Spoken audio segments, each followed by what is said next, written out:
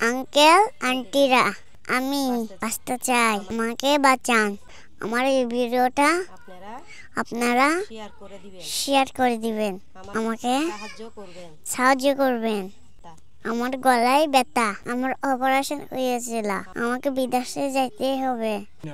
আমি টাকার অভাবে যেতে পারি না। আমার অনেক কষ্ট হয়, আমার গলার মধ্যে অনেক ব্যথা করে। আমি সুস্থ হতে চাই, আমি স্কুলে যেতে চাই। আমার আম্মু আমার জন্য অনেক কান্না করে, আব্বু কান্না করে।